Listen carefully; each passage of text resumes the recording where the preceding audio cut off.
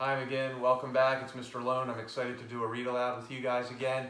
It was really cool to see some of the students in the building today. Our at-home students, you continue to amaze as well, and that's a really cool thing.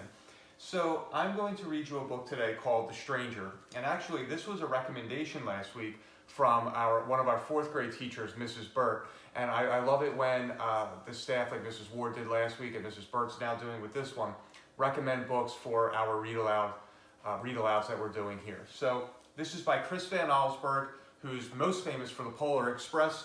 This is the book called The Stranger.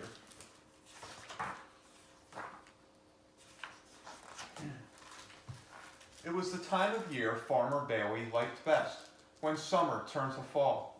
He whistled as he drove along. A cool breeze blew across his face through the truck's open window. Then it happened. There was a loud thump. Mr. Bailey jammed on his brakes. Oh no, he thought. I've hit a deer. But it wasn't a deer the farmer found lying in the road. It was a man. Mr. Bailey knelt down beside the still figure, fearing the worst. Then, suddenly, the man opened his eyes. He looked up with terror and jumped to his feet. He tried to run off, lost his balance, and fell down. He got up again, but this time the farmer took his arm and helped him to the truck. Mr. Bailey drove home. He helped the stranger inside, where Mrs. Bailey made him comfortable on the parlor sofa. Katie, their daughter, peeked into the room.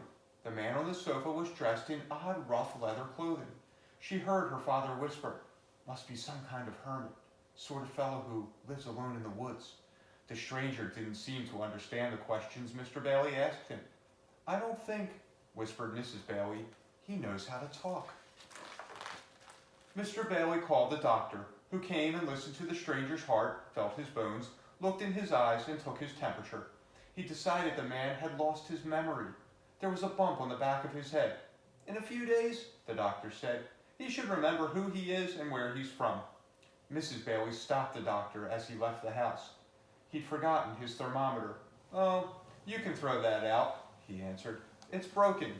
The mercury is stuck at the bottom." Mr. Bailey lent the stranger some clean clothes. The fellow seemed confused about buttonholes and buttons. In the evening, he joined the Baileys for dinner. The steam that rose from the hot food fascinated him. He watched Katie take a spoonful of soup and blow gently across it, and he did exactly the same. Mrs. Bailey shivered. "Brr," she said. "There's a draft in here tonight." The next morning, Katie watched the stranger from her bedroom window. He walked across the yard toward two rabbits. Instead of running into the woods, the rabbits took a hop in his direction. He picked one of them up and stroked its ears, then set it down. The rabbits hopped away, then stopped and looked back, as if they expected the stranger to follow.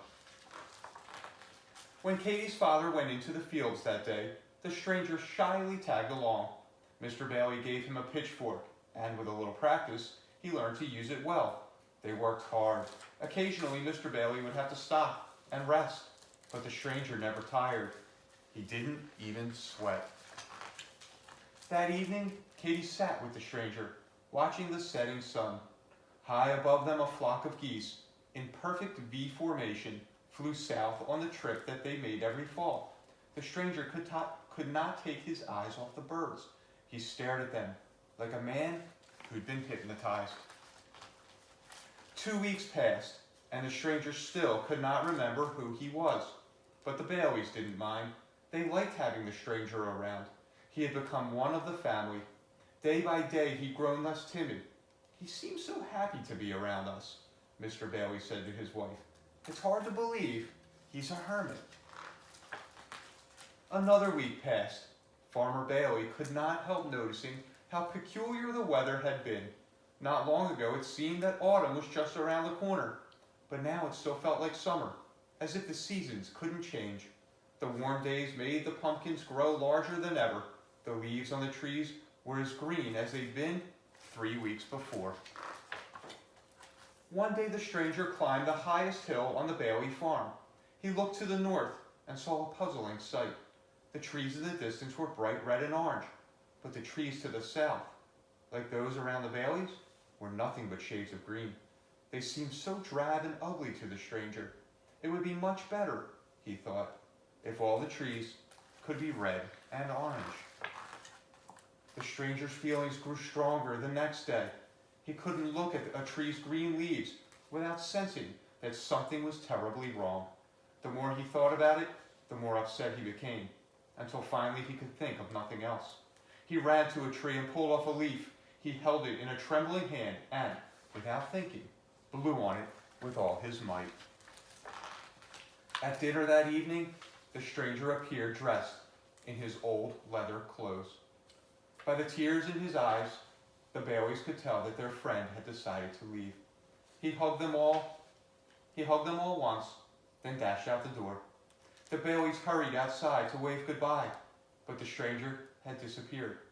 The air had turned cold, and the leaves on the trees were no longer green. Every autumn since the stranger's visit, the same thing happens at the Bailey farm. The trees that surround it stay green for a week after the trees to the north have turned. Then overnight, they change their color to the brightest of any tree around. And etched in frost on the farmhouse windows are words that simply say, "See you next fall." So I hope you enjoyed that book. I hope you talk about it with someone at home. This is a great book for doing something called inferencing, which is using some of the evidence or what you've heard in the book to make guesses or make observations of what you think took place. So thank you again to Mrs. Burt for recommending Chris Van Allsburg's The Stranger. We'll see you soon again.